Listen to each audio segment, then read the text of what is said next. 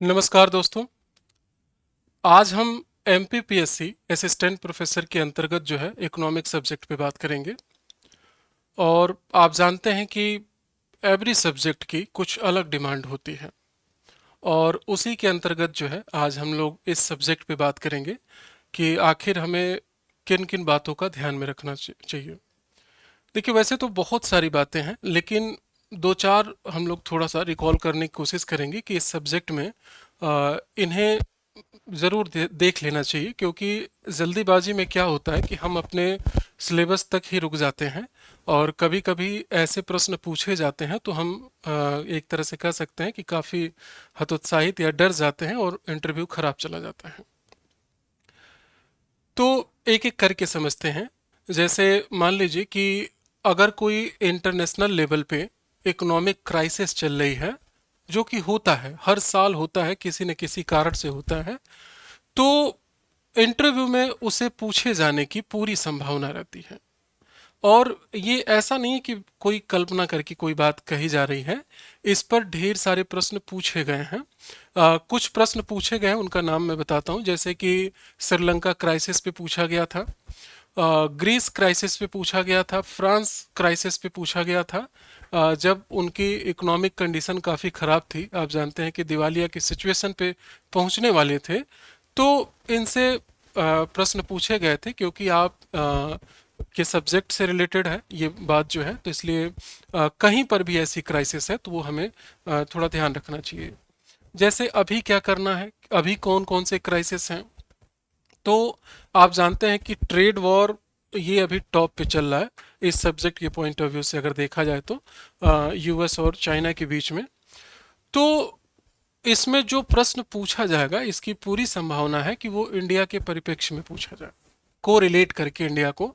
जैसे कि इस ट्रेड वॉर से इंडिया को क्या प्रॉफिट होगा, या इंडिया को क्या लॉस होगा। या एक दूसरा मुद्दा भी अभी चल रहा है कि अभी आप हाल फिलहाल में आप जानते हैं कि बांग्लादेश में जो पॉलिटिकल कंडीशन है वो पूरी तरह से डिस्ट्रॉय हो गई। ऐसा नहीं कि डैमेज सिर्फ हुआ, डिस्ट्रॉय हो गया। पूरी की पूरी सत्ता ही समाप्त कर दी गई, और फिर से पूरे देश में एक नई पहल हुई, नए तरह से चुनाव प्रक्रिया हो रही हैं, और सब कुछ नए तरीके से स्टेब्लिश हो रहा है। इसको लेकर के वहां पर कई तरह की इकोनॉमिक क्राइसिस भी देखी जा रही हैं। तो उन क्राइसिस के रीजन या उनसे इंडिया पर क्या पॉजिटिव नेगेटिव इम्पैक्ट पड़ेगा, इसे भी देख लेना ठीक रहेगा। या हम कह सकते हैं कि यूक्रेन रसिया तो खैर पुराना हो गया, लेकिन अभी भी वो चर्चा में है। आप उसको देख लीजिएगा, क्योंकि वो किसी और तरीके से इम्पैक्ट डाल रहा है इंपोर्ट एक्सपोर्ट को लेकर के। तो थोड़ा सा उसे भी हल्का फुल्का हम रीड कर सकते हैं, कुछ पॉइंट बना करके कि हाँ, इन इन रीजन से वो हमें प्रभावित कर सकते हैं। इसके अलावा जो जरूरी बातें हैं, जो संभावना की जाती है कि बिना इसके इंटरव्यू आपका पास नहीं होगा, क्या है? Central budget, state budget, central economic survey and state economic survey. ये मुश्किल होता है पढ़ना, स्पेशली कुछ चीज़ें तो आसान होती है, लेकिन एक लेवल के बाद उसमें जटिलताएं आ जाती हैं। और वो जटिलताएं जो है फैक्ट को लेकर के आती हैं, क्योंकि कई सारे ऐसे फैक्ट दिए होते हैं जो हमारे लिए मुसीबत बन जाते हैं। लेकिन आपको वो सभी फैक्ट रटना नहीं है। आप जब भी कोई टॉपिक पढ़ें तो वहां पर ये देखिए कि यहाँ से कैसे प्रश्न पूछा जा सकता है। जैसे मान लीजिए कि बजट में चार योजनाओं का नाम दिया हुआ है, तो आप उन योजनाओं को देख लीजिए, एक दो प्रॉफिट लॉस उनके देख सकते हैं, या कुछ नई पहल की गई है आप उसको देख सकते हैं, कुछ स्तंभ बनाए गए हैं आप उन स्तंभों को देख सकते हैं।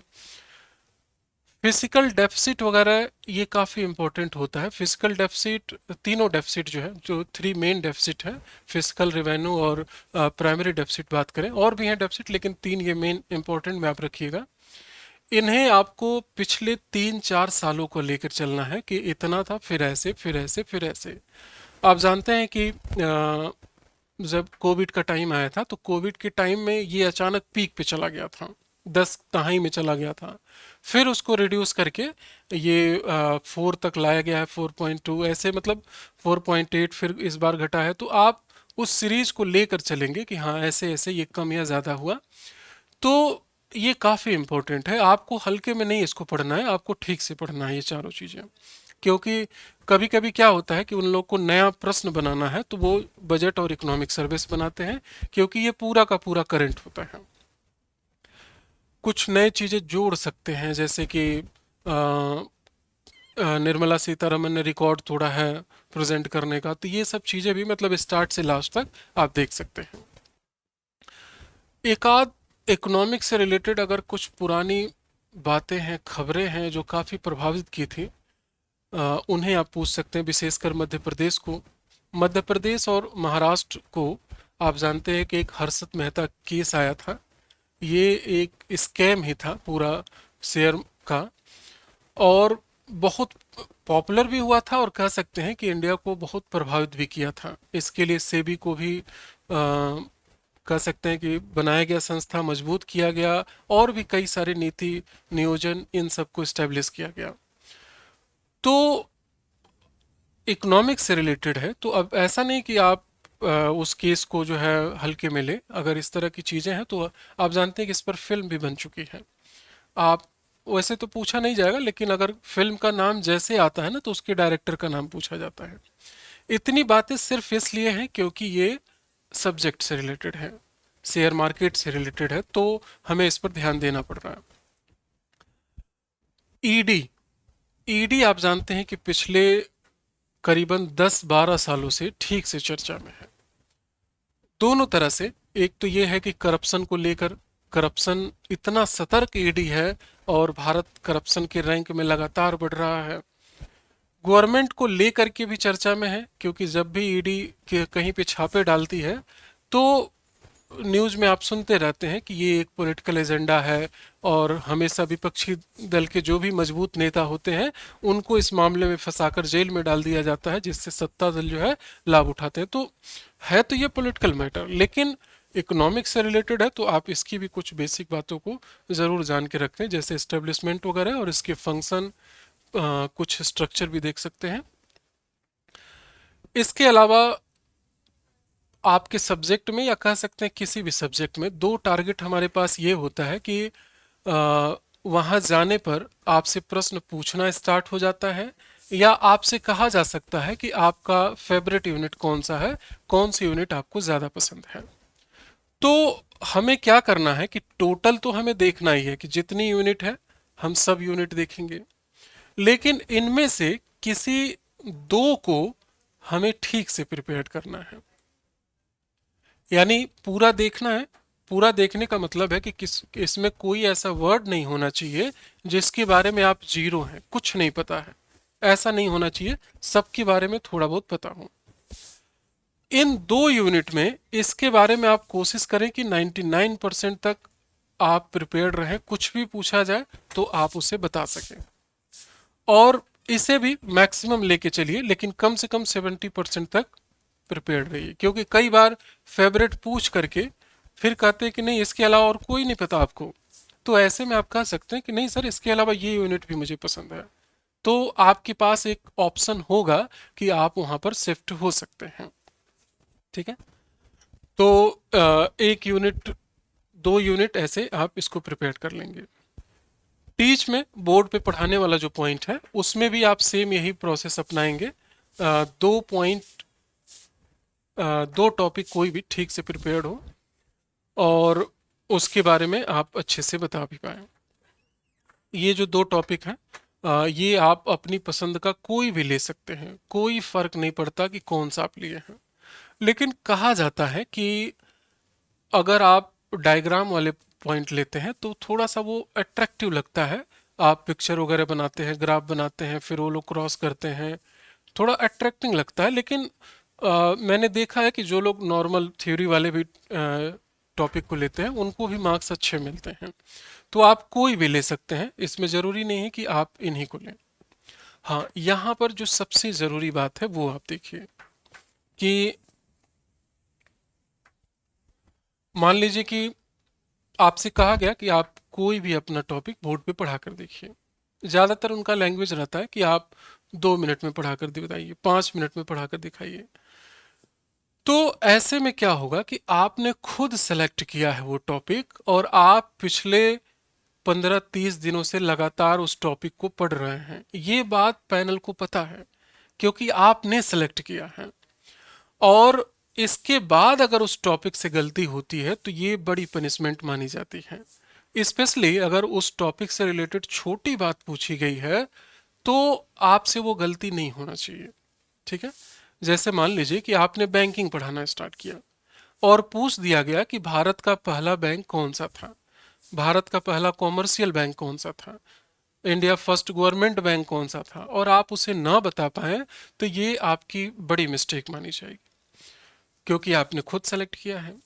तो ऐसे में क्या है कि हमें ध्यान रखना है कि जो भी टॉपिक हम सेलेक्ट कर रहे हैं उसके बारे में ठीक से हमें पता हो। ठीक है। एक और ज़रूरी बात है जो कि बहुत अच्छे कैंडिडेट इसकी वजह से डर जाते हैं और फेल भी होते हैं, हतोत्साहित होते हैं। जितने इम्पोर्टेंट रिपोर्ट हैं आपको मुझे लगता है कि कई सारी मैगजीन में भी छपा हुआ है, उन रिपोर्ट को देख जाइए और उन रिपोर्ट में क्या देखना है आपको, कम से come first rank, last rank, India का रैंक, और उसे बनाने का मेजरमेंट क्या है, मानक क्या है, किन किन को लेकर के उसे बनाया जाता है। एक और बात इसमें ज़रूरी होती है कि जब भी ऐसे रैंक डिसाइड होते हैं तो उनको मार्क्स मिलते हैं पॉइंट में या किसी और तरीके से। आप उन मार्क्स को भी देख लीजिएगा इंडिया के पॉइंट ऑफ व्यू से। जैसे मान लीजिए कि कहीं पर इंडिया को 132 रैंक मिला है और इंडिया को मार्क्स मिले थे 0.44 ऐसे। तो ये भी आप याद रखिएगा क्योंकि ये दर्शाता है कि हम बहुत करीब है, बस रैंक ज़्यादा चला गया है। ये बिल्कुल उसी तरह से है जैसे मान लीजिए कि पेरिस ओलंपिक में पाकिस्तान 1 मेडल जीता था और भारत 6 मेडल जीता था, लेकिन पाकिस्तान आगे है और भारत पीछे है क्योंकि पाकिस्तान का गोल्ड था और इंडिया के पास एक भी गोल्ड नहीं था। तो उसी तरह से मान लीजिए कि अगर कोई ऐसी कंट्री है जो कि, यहाँ मैं और एक पॉइंट ले लेता हूँ, ये भी मान लीजिए कि 4 है, 0.444। कोई ऐसी कंट्री है 445 पा गई है, या इसे 4 या 3, मतलब 1 पॉइंट ज़्यादा है, और इस पर 20 कंट्री है तो इंडिया 20 कंट्री पीछे दिखेगी। बल्कि कितना है, पॉइंट का अंतर है। तो ये भी ध्यान रखना चाहिए कि कितना, ये 4 बातें आपको रिपोर्ट में देखनी चाहिए। चलिए अगले स्टेप पे हम लोग आते हैं कि कुछ क्वेश्चन को लेते हैं जो इंटरव्यू में पूछे जाने की पूरी संभावना है आपके सब्जेक्ट में। और ये क्वेश्चन जो है एमपीपीएससी कुछ अदर स्टेट में भी हैं, पूछे जाने की संभावना है, पूछे गए हैं, और एक दो क्वेश्चन ऐसा मैंने लिया है जिससे पूछे जाने की संभावना है। थोड़ा सा इससे आपको आइडिया लगेगा और आप जो है इसको इसके आंसर देने का भी कोशिश करिएगा। इन प्रश्नों का आंसर आप खुद देने की कोशिश करिएगा, लिखने की कोशिश करिएगा। आप चाहें तो रिकॉर्ड करके भी हमारे पास भेज सकते हैं, और बोर्ड पे पढ़ाने वाला जो पॉइंट है उस पर भी एक फ्री ऑफ कॉस्ट हम लोग की फैसिलिटी है कि आप चाहें तो अपने कुछ वीडियो, करीब ज़्यादा नहीं, 5-10 मिनट का, आप कोई भी टीच करते हुए आप उसका रिकॉर्ड करके भेज सकते हैं। हमारी टीम उसको एक बार देखेगी, अगर कुछ रिफॉर्म होगा तो वो आपको बताएगी। आप जितने वीडियो भेजेंगे सब पर जो है चेक करके आपको बताई जाएगी। प्रश्नों को देखते हैं। फर्स्ट क्वेश्चन है, कौटिल्य उत्पादन के साधन किन्हें और क्यों मानते हैं? प्रश्न एक तरह से कह सकते हैं कि ये पूरी तरह से सब्जेक्टिव है, सिलेबस में भी है, और एक तरह से अप्रोच देखना था इसमें उत्पादन के में कौटिल्य का, तो आप उसके अकॉर्डिंग आप इसका आंसर दे सकते हैं। आसान है, आपने इसको पढ़ा भी होगा। सेकंड क्वेश्चन, प्रोफेसर केन्स के योगदान को संक्षिप्त में बताइए। इसमें मतलब कोशिश करना है कि एक दो तक ना सीमित रह जाए। आप तीन चार पांच तक बताएंगे तो थोड़ी सी मजबूत पकड़ आपकी दिखेगी इस टॉपिक पे। Third question is, what are the difference between marginal standing facility rate and liquidity adjustment facility. जैसे पहले जो क्वेश्चन पूछे जाते थे वो CRR, SLR, repo rate, reverse repo rate इनको लेकर के, और आज से लगभग 5-7 साल पहले उन पर ज़्यादा प्रश्न पूछे जाते थे। अभी भी पूछे जा सकते हैं, लेकिन अब नए टूल्स टेक्निक जब से आ गए हैं तो इनसे क्वेश्चन पूछे जा रहे हैं, और आने के साथ साथ अप्लाई भी ठीक से हो रहा है, इसलिए इन पर प्रश्न अब बन रहे हैं। और कई बार क्या होता है कि थोड़ा गैप होने के बाद हम इसके जो टेक्निकल पॉइंट है वो स्किप कर जाते हैं, तो इसे आप देख के रखिएगा। नेक्स्ट क्वेश्चन, एक विकसित देश बनने के लिए भारत ने क्या क्या कदम उठाए हैं। ये प्रश्न देखिए पूछा गया है। ये प्रश्न आपको लग रहा होगा कि कहाँ मिलेगा कैसे, तो अगर आपको याद होगा 2024 का बजट आपने पढ़ा होगा, पहले ही पेज पे या कह सकते हैं लगभग सभी न्यूज़पेपर के फर्स्ट पेज पे ही इसकी लिस्ट आई थी कि 2047 तक विकसित भारत बनने के लिए भारत ने ये कदम उठा लिया है और आगामी वर्षों में ये कदम उठाएगा। अमृत भारत वगैरह सबका जिक्र है वहाँ पे। तो ये बजट का ही पार्ट है और ये रहेगा, क्योंकि 2047 तक का है, तो इस बीच में हर साल इस ऐसे प्रश्न पूछे जाने के चांस बने रहते हैं। नेक्स्ट क्वेश्चन, कैसे माना जाए कि महात्मा गांधी एक अच्छे आर्थिक प्रबंधक थे।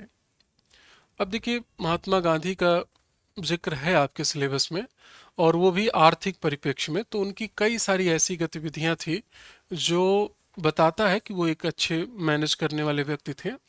आप अपने आंसर कुछ एग्जाम्पल के थ्रू दे सकते हैं। एक उदाहरण हम ले सकते हैं। आपको पता होगा कि जब बाल गंगा तिलक का निधन हुआ था 1 अगस्त 1920 को, तो महात्मा गांधी पूरी संवेदना तिलक के साथ रखते थे, लेकिन साथ ही देश के पक्ष में उन्होंने एक आर्थिक कदम भी बढ़ाया जो कि काफी शानदार सिद्ध हुआ। उन्होंने एक तिलक फंड बनाया और उसमें लोगों को डिनोट करने के लिए आग्रह किया कि जो जितना कंट्रीब्यूट कर पाए करें। देश के कोने कोने तक, इवन ग्रामीण क्षेत्र तक जो है ये पहल गई और लोगों ने ठीक ठाक कंट्रीब्यूशन किया। अब सोचिए कि 1920 में ये 25 पैसे, 10 पैसे, 5 पैसे, 1 पैसे मिला करके 1 करोड़ रुपए इकट्ठा हुए थे लगभग। उन पैसों को महात्मा गांधी कहीं व्यर्थ में नहीं खर्च किए, किसी दीन दुखी पे भी नहीं विचार किए कि देना चाहिए। उनका आर्थिक प्रबंधन इतना शानदार था कि उस पैसे को उन्होंने जमनालाल बजाज के पास ट्रांसफर करना उचित समझा, उससे चरखे बनवाए और उन चरखों को लोगों के बीच में निशुल्क वितरित करने का निर्णय लिया सबके साथ मिलकर। अब ऐसे में क्या हुआ कि लोगों के पास वो आर्थिक संसाधन पहुंचा, लोग आत्मनिर्भर हो गए, चीजों को बनाने लगे। तो ये क्या दिखाता है कि एक आर्थिक प्रबंधक के रूप में ही है, या कुछ और भी आप उदाहरण दर्शा सकते हैं, या कुछ और हिंट लिंक जैसे आपने अपने लिस्ट में पढ़ा है आर्थिक परिप्रेक्ष्य में, आप उनको रख सकते हैं। नेक्स्ट क्वेश्चन, मध्य प्रदेश राज्य के बजट 2024 में यदि आपको सुधार करने का अवसर मिले तो आप क्या सुधार करेंगे। ये 25 मैंने कह दिया है, ये पहले भी पूछे गए हैं, मतलब जिस वर्ष का रहा है वैसे पूछा गया है कई सारे स्टेट में। अगर आपको इसमें रिफॉर्म करना हो तो क्या करेंगे, तो आप बजट से में पढ़े होंगे अच्छे से, तो उसमें आपको लगा होगा कि ये चीज़ छूट गया है। जैसे मान लीजिए कि शिक्षा पे थोड़ा सा और खर्च होना चाहिए था, स्वास्थ्य पे थोड़ा और खर्च, ये ऐसे मुद्दे जो हमेशा अधूरे रहते हैं। आप उन पे कह सकते हैं कि सर अगर हो पाता तो मैं इनमें और थोड़ा जोड़ पाती या जोड़ पाता। तो आप उनमें से 5-10 लिस्ट जरूर बना के रखिए कि इनका सुधार अगर होता तो और भी ठीक रहता, लेकिन वैसे भी ठीक है, भारत आगे इसका सुधार जरूर करेगा, या प्रदेश इसमें आगे सुधार जरूर करेगा। पॉजिटिव होकर के आप अपने आंसर रख सकते हैं। मुद्रास्फीति और बेरोजगारी के बीच में क्या संबंध है? ये देखिए, ये प्रश्न आपको सीधे सीधे रिलेशन नहीं स्टार्ट करते जाना है, थोड़े से प्रमाण के तौर पे।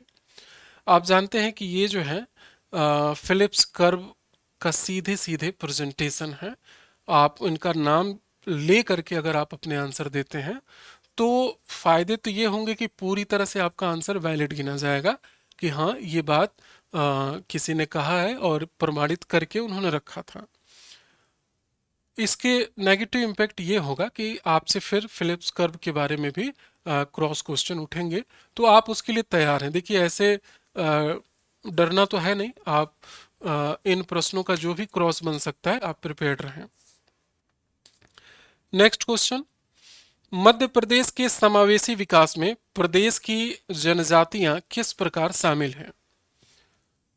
अब देखो, प्रश्न आसान है लेकिन अचानक सुनने पर डर सा लगता है कि ये तो मैंने सोचा नहीं कि समावेशी विकास इंक्लूसिव ग्रोथ में कैसे ट्राइब्स जो है पार्टिसिपेट कर रही हैं। तो देखो, इंक्लूसिव ग्रोथ अगर आप समझ रहे हैं तो उनका पार्टिसिपेशन भी समझ सकते हैं।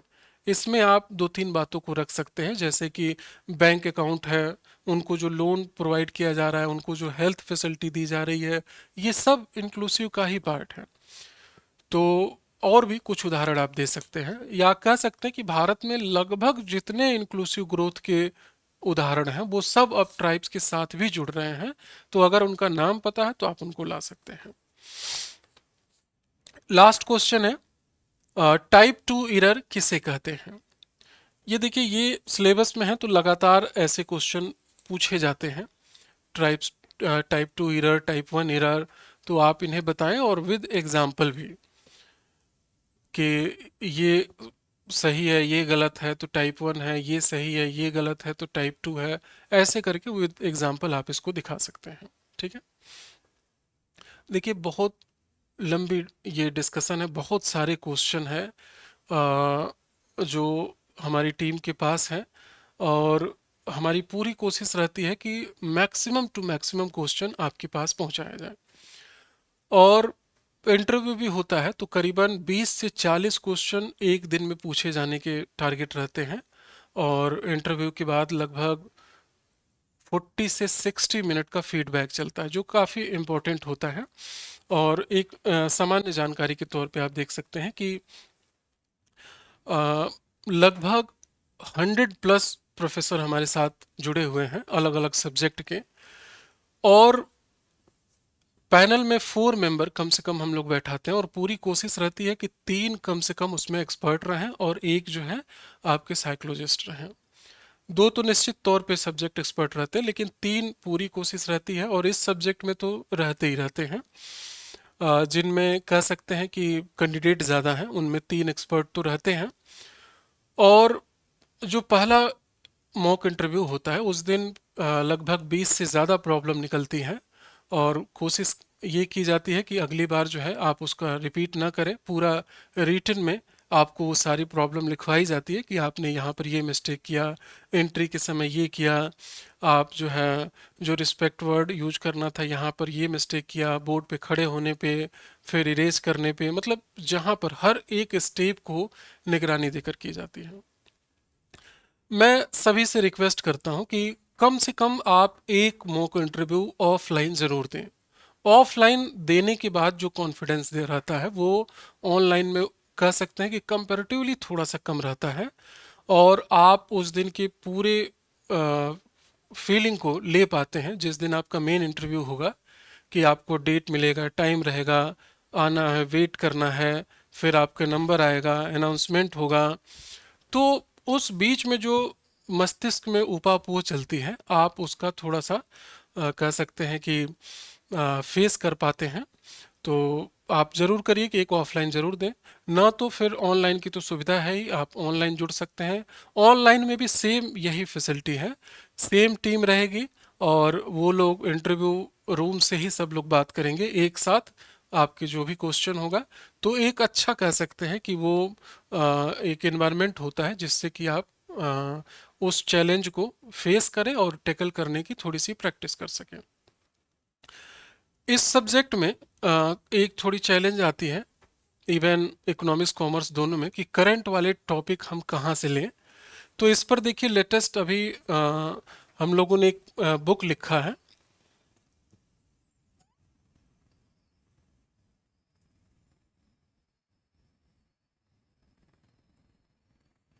Just wait.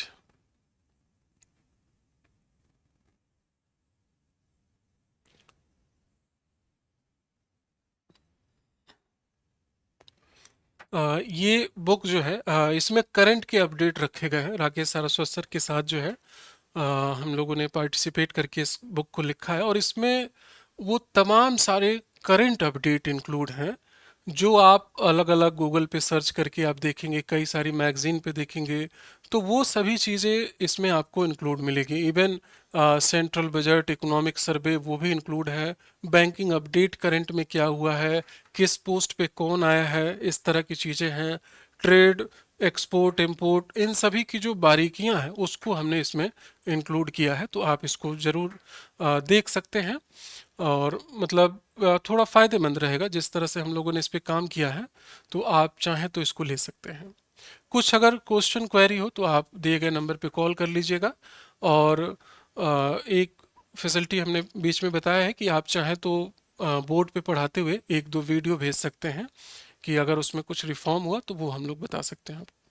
ठीक है, आज का डिस्कशन हम लोग यहीं समाप्त करते हैं। थैंक यू सो मच आप सभी का।